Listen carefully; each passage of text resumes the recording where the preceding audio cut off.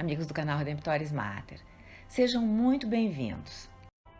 Nesta postagem, vamos olhar para a primeira carta aos Coríntios, capítulo 9, versículo 16, em que o apóstolo Paulo profere uma afirmação muito conhecida sobre como ele se sente compelido a proclamar a Boa Nova. Ele diz assim: anunciar o Evangelho não é glória para mim, é uma obrigação que se me impõe. Ai de mim se eu não anunciar o Evangelho. Queremos nessa postagem tentar compreender o que isso significava para Paulo e o que pode significar hoje. Comecemos por entender o que era a Boa Nova que Paulo se sentia impelido a anunciar. Qual a explicação que ele dava para atrair os que o ouviam? Para a parte da audiência de Paulo proveniente do povo judeu, quando ele fala em Evangelho, Boa Nova, certamente há um eco das palavras do profeta Isaías. Como são belos os pés do mensageiro que anuncia a Boa Nova. E ali, Isaías se referia à libertação do povo de Israel e à volta do exílio. Para a parte da audiência de Paulo de origem greco-romana, o eco terá sido daquelas grandes vitórias dos imperadores e generais, que ao realizarem as suas proezas militares, mandavam à frente, à capital, alguém para proclamar essa boa nova. Em grego, mandava evangelistas, de onde vêm as palavras que conhecemos hoje. Evangelho, que é a boa nova, evangelista, a pessoa que a anuncia, ou evangelização, a missão de anunciar. Paulo usa então estas figuras de uma grande vitória alcançada que diz respeito à libertação de um cativeiro e à volta do exílio. Este é o evangelho que ele se diz obrigado a pregar. Ai de mim se eu não evangelizar. Sobre o que ele está mesmo falando? Sobre a morte e a ressurreição de Jesus Cristo. Na cruz, todos os poderes do mundo se abateram sobre ele. Ódio, violência, injustiça, crueldade, as desordens e disfunções humanas o atingiram. Mas na ressurreição, o poder de Deus sobre todas estas forças se manifestou. E Deus teve a vitória sobre o mal que escravizava o homem, sobre o pecado e a morte. Então, o ser humano está livre, foi libertado, pode voltar do seu exílio. É de Deus, através de Cristo, a grande vitória a ser anunciada.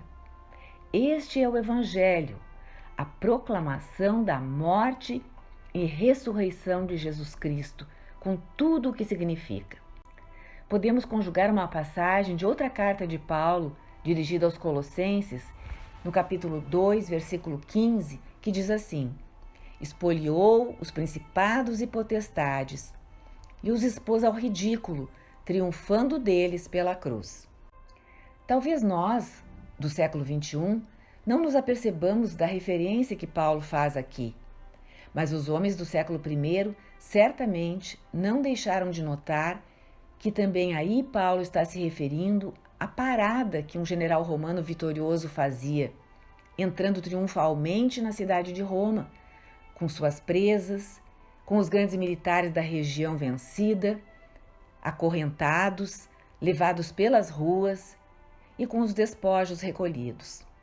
Paulo está dizendo que Jesus venceu os poderes do mal e do pecado e eles agora estão acorrentados, como aqueles generais das outras cidades que foram vencidos. Esses poderes estão humilhados. Paulo quer mostrar o triunfo de Deus sobre eles. Esse é o evangelho que Paulo anuncia. Toda a vida de Paulo está agora orientada à declaração desta vitória.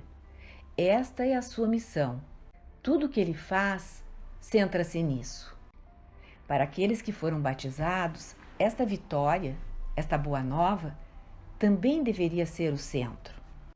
Vamos ver como Paulo leva essa boa nova a todos. Qual é o seu modo de evangelizar? A passagem aos Coríntios relata que Paulo diz assim: embora livre de sujeição de qualquer pessoa, eu me fiz servo de todos para ganhar o maior número possível. Para os judeus fiz-me judeu, a fim de ganhar os judeus. Fiz-me fraco com os fracos, a fim de ganhar os fracos. Fiz-me tudo para todos, a fim de salvar a todos. O método que Paulo usa para evangelizar é universal e inculturado. Este último é um termo moderno, mas se aplica perfeitamente ao apóstolo. Não significa que ele comprometa, amenize, dilua o conteúdo da mensagem. Significa que ele leva a boa nova a quem quer que o ouça, procurando enxergar a melhor forma, a que mais facilite a sua acolhida pelo ouvinte. E certamente é muito mais eficaz falar com alguém que o faz de igual para igual. Sua vida, portanto, não diz respeito a se engrandecer seu ego, encontrar sucessos no mundo, vitórias, triunfo político, riqueza, fama, poder. Nada disso importa para Paulo. Ele se torna um escravo de todos para ganhar o maior número possível. Ele subordina todos os seus interesses à missão de evangelizar. Esta é a primeira preocupação e ocupação de sua vida. Quantos de nós hoje seríamos capazes de dizer algo semelhante?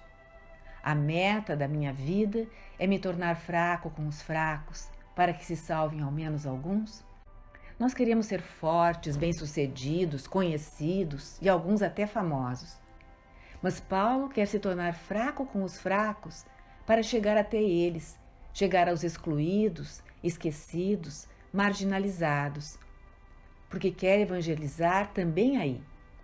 E assim em todo lugar. Rico com os ricos, pobre com os pobres, remediado com os remediados. Ele vai ao centro das culturas, como a Atenas e Roma, mas também aos lugares mais afastados do mundo conhecido na época. E isso porque ele tem muita clareza sobre a sua vida e missão. Fará qualquer coisa para atingir essa grande meta. Nós conhecemos pessoas que o seguiram, indo aos confins do mundo para evangelizar, fazendo-se semelhantes àqueles com quem estavam. Quando Santo Inácio de Loyola fundou a Companhia de Jesus, os jesuítas, enviou o seu grande amigo São Francisco Xavier à Índia e à China, e nunca mais se viram. Lá, São Francisco, em meio aos pobres, que se vestiam com andrajos, também se vestiu assim, para salvá-los. Anos depois, Mateus Ricci, aportando entre imperadores e nobres, adaptou-se aos seus costumes com o mesmo objetivo.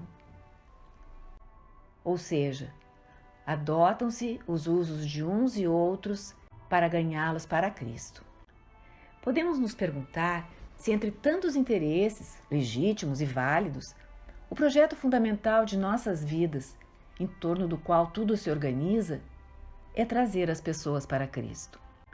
Hoje, nós somos os herdeiros desta grande preocupação de Paulo em evangelizar. Também nós devemos pensar e dizer: ai de mim se eu não evangelizar. Cada um no seu meio, no seu campo de ação, como leigos ou não, como casados ou não, qualquer que seja a nossa profissão, em nossa família, com nossos filhos, a quem mais amamos e para quem mais queremos o bem e a felicidade eterna, etc.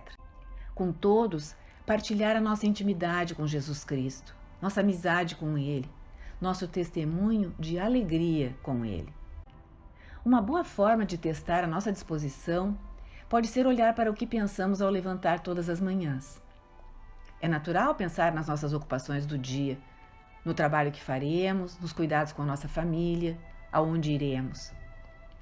Mas no fundo de tudo isso, ou por trás de tudo isso, a pergunta seria: como, em qualquer desses lugares, eu posso trazer alguém para Cristo? E também pensar: essa pessoa está junto de mim, no meu caminho de hoje, por quê? Pode ser uma oportunidade para evangelizar. Qual é o tesouro dos tesouros? Qual é a melhor coisa que eu tenho para dar? É a minha relação com Jesus, a vitória sobre o pecado e a morte. E é isso que eu preciso partilhar com os demais. Como fez a samaritana, que conversou com Jesus junto ao poço de Jacó. de uma situação de adultério público e permanente, vivendo com um homem que não é seu marido, após encontrar Jesus, dirige-se aos outros habitantes do vilarejo dizendo: Deixem-me falar-lhes do homem que me contou tudo o que eu fiz. Venham ver, seria ele o Cristo? Isso está no Evangelho de João, no capítulo 4. Foi só o que ela disse. Mas o seu testemunho sobre aquele homem que ela encontrara, o convite que fez aos outros para conhecê-lo e o testemunho sobre o que ele lhe dissera, especialmente sobre a sua vida anterior, foram as razões de credibilidade que levaram à fé de muitos. E esses levaram outros à fé depois. A nossa vida pode mudar e também a vida nesse mundo tão endurecido, machucado, pecador, através da mesma boa nova. Uma outra lição podemos aprender com Paulo também nesta passagem. Não ver os outros como complicadores no nosso dia, como obstáculos para os nossos interesses, como competidores, como pessoas que têm obsessões e necessidades que podem dificultar a nossa vida e o nosso caminho. Não, ver a todos como pessoas que eu quero, posso e devo tentar evangelizar, ajudar a encontrar o Cristo.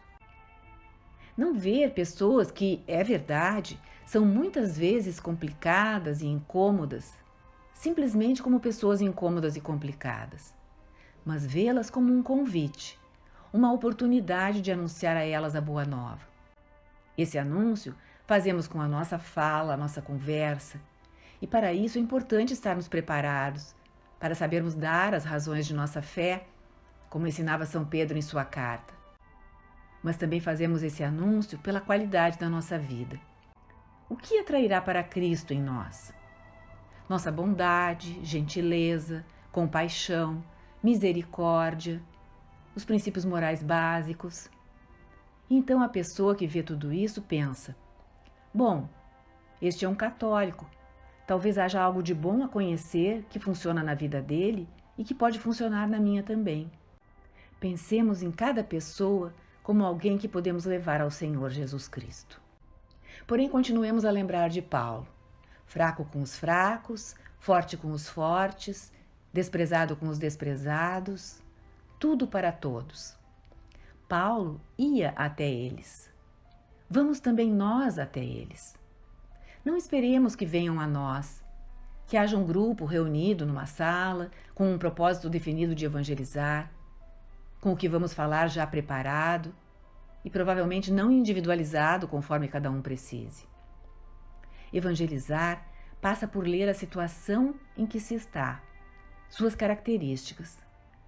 Como um zagueiro num jogo de futebol, que vem com um lance preparado, mas encontrando um certo tipo de defesa, muda esse lance para outro que possa levá-lo ao gol. Porque as circunstâncias estão sempre mudando ao nosso redor. Com alguns, os argumentos funcionam. Com outros, o testemunho funciona. Para outros, podemos fazer uma pergunta sobre o sentido da vida de um ângulo diferente, novo. E isso é que funciona, faz pensar, descobrir uma outra perspectiva para aquilo que já era velho. Funciona também nosso interesse pelos pequenos, pelos pobres, pelos excluídos. O que é preciso, portanto, é nos fazermos como for adequado para cada situação. Buscar com os que buscam, ser forte com os que são fortes e fracos com os fracos. Tudo para trazê-los para Cristo, crucificado e ressuscitado. Em resumo, será que podemos nos colocar essa afirmação: ai de mim se eu não evangelizar? Podemos colocar essa preocupação no centro de nossa vida? Temos fé que este é o caminho melhor, que este é o caminho para melhorar o mundo?